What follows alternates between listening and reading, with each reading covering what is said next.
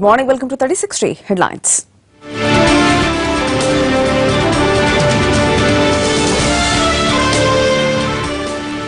దావోస్లో చంద్రబాబు పెట్టుబడుల వేట, అమరావతిలో కంపెనీలు పెట్టాలని ఆహ్వానం.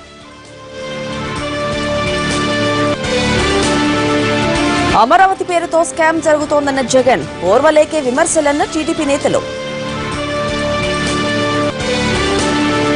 కాంగ్రెస్ తో సమాజ్వాదీ పార్టీ పొత్తుపై నేడు క్లారిటీ, ఇరు పార్టీలు అధికారికంగా ప్రకటించే అవకాశం. నేడు అమెరికా అధ్యక్షుడిగా ట్రంప్ ప్రమాణం, ముస్తాబైన వైట్ హౌస్, భద్రతా వలయంలో వాషింగ్టన్. కటక్ వన్డేలో అదరగొట్టిన టీమిండియా, యువీ ధోని మెరుపులతో సిరీస్ కైవసం.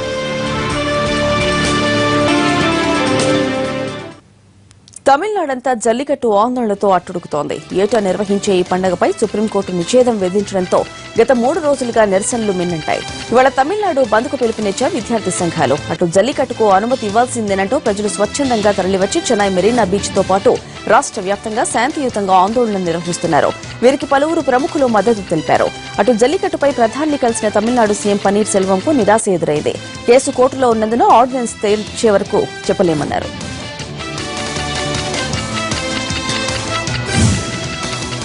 ప్రముఖ సంగీత దర్శకుడు ఏఆర్ రెహమాన్ సంచలన నిర్ణయం తీసుకున్నారు. తమిళనాడులో జల్లికట్టుకు అనుకూల ప్రదర్శనలు పెద్ద ఎత్తున జరుగుతుండటంతో వారికి మద్దతుగా నిలిచారు. జల్లికట్టుపై నిషేధం ఎత్తివేయాలన్న ప్రజల సెంటిమెంట్ ను గౌరవిస్తూ ఇవాళ ఒకరోజు నిరాహార దీక్ష చేయాలని నిర్ణయించారు. చెన్నైలో యువత పెద్ద ఎత్తున ఉద్యమించడంతో సినిమా, రాజకీయ ప్రముఖులంతా వారికి మద్దతిస్తున్నారు. నోట్ల రద్దుపై దేశవ్యాప్త ఆందోళనలో భాగంగా ఇవాళ తెలంగాణ కాంగ్రెస్ హైదరాబాద్ లో నిరసనకు దిగుతోంది. ఆర్బీఐ ఆఫీస్ ముందు నేతలంతా ధర్నా చేయనున్నారు.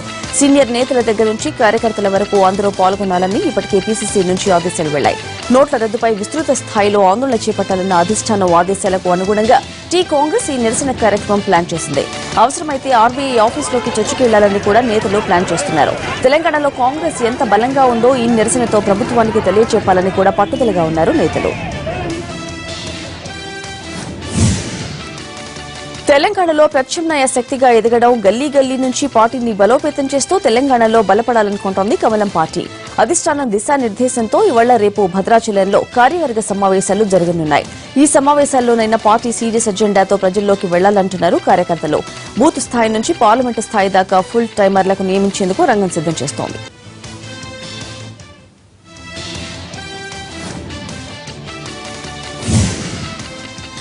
ఇవాళ ప్రకాశం జిల్లా కనిగిరి నియోజకవర్గంలో జగన్ పర్యటించనున్నారు. గత కొద్ది సంవత్సరాల నుంచి కిడ్నీ సమస్యలతో బాధపడుతున్న కుటుంబాలను ఆయన పరామర్శించనున్నారు.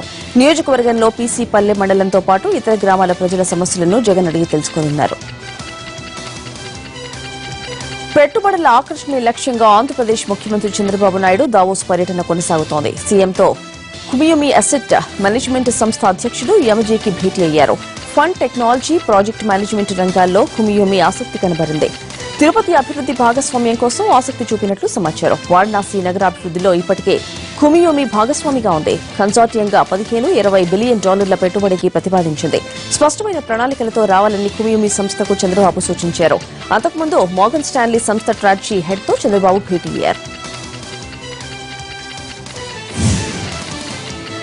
అమరావతి నిర్మాణంలో భారీ స్కామ్ జరుగుతోందని ఆరోపించారు ఏపీ ప్రతిపక్ష నేత జగన్. రాజధాని ప్రాంతంలో పర్యటించిన వైసీపీ అధినేత పలు గ్రామాల్లో రైతులతో మాట్లాడి వారి సమస్యలను అడిగి తెలుసుకున్నారు.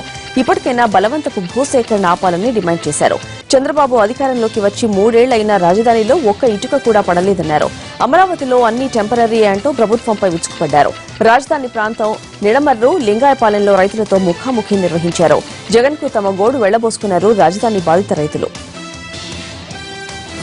టైంలో మిషన్ భగీరథ పథకాన్ని పూర్తి చేసి తీరుతామని ముఖ్యమంత్రి కేసీఆర్ అన్నారు. మిషన్ భగీరథతో పాటు తెలంగాణలో స్వచ్ఛ భారత్ కార్యక్రమాల పురోగతిని పరిశీలించేందుకు వచ్చిన కేంద్ర తాగునీటి సరఫరా, స్వచ్ఛ భారత్ మిషన్ కార్యదర్శి పరమేశ్వరన్తో కేసీఆర్ సమావేశమయ్యారు. ఇంటింటికి తాగునీరు అందించడం ద్వారా గ్రామీణ ప్రజలకు నీటి ద్వారా సంక్రమించే 70% వ్యాధులను అరికడతామన్నారు. భగీరథ పైపులతో పాటు ఇంటర్నెట్ కేబుల్ ను వేసి ఇంటింటికి ఇంటర్నెట్ అందిస్తామని సీఎం తెలిపారు. మిషన్ భగీరథ పథకం దేశానికి ఆదర్శమని పరమేశ్వరన్ అయ్యర్ ప్రశంసించారు.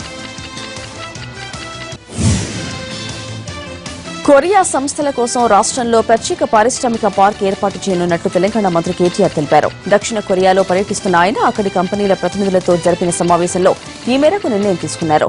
దక్షిణ కొరియా రాజధాని సియోల్లో అక్కడి భారత రాయబారి విక్రమ్ దొరైస్వామి అధ్యక్షతన జరిగిన వ్యాపారవేత్తల సమావేశంలో కేటీఆర్ ప్రసంగించారు. పరిశ్రమలకు ఏకపక్ష అనుమతుల విధానం, పక్షం రోజుల్లో ఖచ్చితమైన అనుమతులు తదితర అంశాలను వివరించారు. కొరియన్ కంపెనీలకు తెలంగాణ అత్యుత్తమ ఆకర్షణీయ ప్రాంతంగా కేటీఆర్ అభివర్ణించారు. Electronics, textiles, life sciences, automotive, machinery, engineering వంటి రంగాల్లో పెట్టుబడులకు రాష్ట్రంలో ఉన్న అవకాశాలు, సౌకర్యాలపై సమావేశంలో విస్తృత చర్చ జరిగింది. ఫార్మాసిటీ ఏర్పాటుకు వేల కొద్ది ఎకరాల భూములు అవసరమా అని టీజేఏసీ చైర్మన్ కోదండరాం తెలంగాణ ప్రభుత్వాన్ని ప్రశ్నించారు. రంగారెడ్డి జిల్లా కడతాల్లోని ఎల్ఎల్ఆర్ గార్డెన్లో నిర్వహించిన ఫార్మాసిటీ భూ నిర్వాసితుల ఘోషలో ఆయన పాల్గొన్నారు. నిబంధనల ప్రకారం భూసేకరణ జరగడం లేదన్నారు. రాష్ట్ర ప్రభుత్వం జీవో కంటే పార్లమెంటు చట్టం ఉన్నతమైందని 2013 భూసేకరణ చట్టం ప్రకారం రైతుల అంగీకారంతోనే భూములు సేకరించాలని సూచించారు. ప్రస్తుత మార్కెట్ ధరకు 3 రెట్లు నష్టపరిహారం చెల్లించాలని, చట్టాన్ని అతిక్రమించి ఇష్టానుసారంగా భూసేకరణ చేపట్టడం సరికాదని కోదండరాం అభిప్రాయపడ్డారు.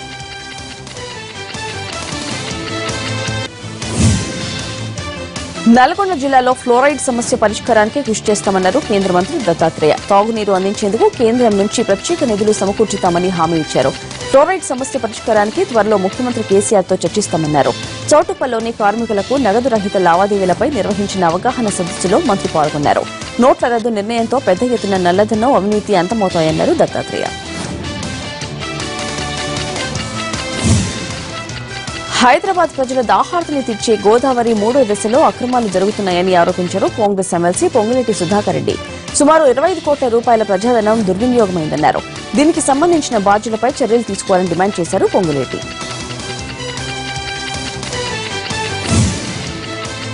తెలంగాణ అసెంబ్లీ సమావేశాలు జరిగిన తీరుపై అసంతృప్తి వ్యక్తం చేశారు కాంగ్రెస్ ఎమ్మెల్యే డీకే అరుణ. ప్రభుత్వం ముందు బలంతో ప్రజా సమస్యలను దాటవేసిందని మండిపడ్డారు. ప్రభుత్వంపై ఒత్తిడి తెచ్చి ఫీ రీయింబర్స్మెంట్ విడుదల చేయించగలగడం కాంగ్రెస్ సాధించిన ఘనతగా చెప్పారు డీకే అరుణ.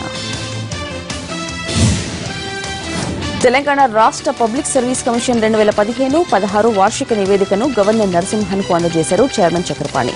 6,000 పోస్టుల రిక్రూట్మెంట్ ప్రక్రియ పూర్తయిందని, మరో 9,000 పోస్టుల భర్తీకి నోటిఫికేషన్ విడుదల ప్రక్రియపై కసరత్తు జరుగుతోందని గవర్నర్ దృష్టికి చక్రపాణి తీసుకెళ్లినట్టు తెలుస్తోంది.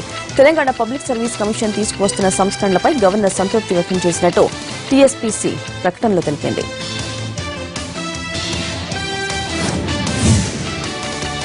హైదరాబాద్ పాత బస్తీకి ఏసీ బస్సులను నడపాలని ఎంఐఎం అధినేత MP Asaduddin Owaisi TSRTC managing director కు లేఖ రాశారు. పాత బస్తీలోని Charminar, Mecca Masjid, Khilwat Chowmahalla palace, Falaknuma palace, Salarjung museum, high court, Madina, Afzalgunj తదితర ప్రాంతాల్లో అనేక చారిత్రక కట్టడాలను సందర్శించేందుకు దేశ విదేశాల నుంచి సందర్శకులు పెద్ద ఎత్తున వస్తుంటారని గుర్తు చేశారు. స్థానికులతో పాటు పర్యాటకులకు సరైన రవాణా సౌకర్యం లేక ఇబ్బందులకు గురవుతున్నారని లేఖలో పేర్కొన్నారు. సమయం వచ్చినప్పుడు రాజకీయాలపై మాట్లాడతానని సినీ నటి, మాజీ పార్లమెంటు సభ్యురాలు విజయశాంతి అన్నారు. తెలంగాణ ఉద్యమ సమయంలో లగడీకాపుల్లో చేపట్టిన రైలు రోకో ఘటనలో ఆమెపై కేసు నమోదైంది.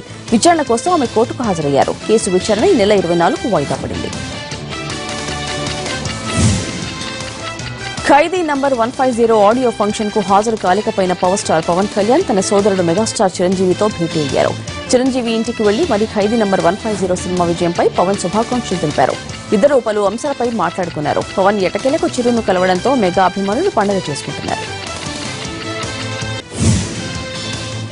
శ్రీకాకుళం జిల్లాలోని కిడ్నీ ప్రభావిత ప్రాంతాలైన సోంపేట, పలాసల్లో 60 రోజుల్లో డయాలసిస్ కేంద్రాలు ఏర్పాటు చేయనున్నట్టు ఏపీ వైద్య ఆరోగ్య శాఖ మంత్రి కామినేని శ్రీనివాస్ ప్రకటించారు. ఇప్పటి వరకు జరిగిన సర్వేల్లో అక్కడ ఎందుకు కిడ్నీ సంబంధిత సమస్యలు తలెత్తుతున్నాయో కారణాలు తెలియరాలేదన్నారు. ఇవాటి నుంచి ప్రముఖ వైద్యులతో కూడిన ఎయిమ్స్ బృందం పర్యటిస్తుందని చెప్పారు. ఫిబ్రవరి 6 నుంచి కేంద్ర ప్రభుత్వం నుంచి మరో బృందం ఇక్కడకు చేరుకుని సర్వే చేస్తుందని వెల్లడించారు. ఉద్దానం కిడ్నీ సమస్యపై ప్రభుత్వం ఉద్యమ స్ఫూర్తితో పనిచేస్తోందని కామినేని చెప్పారు.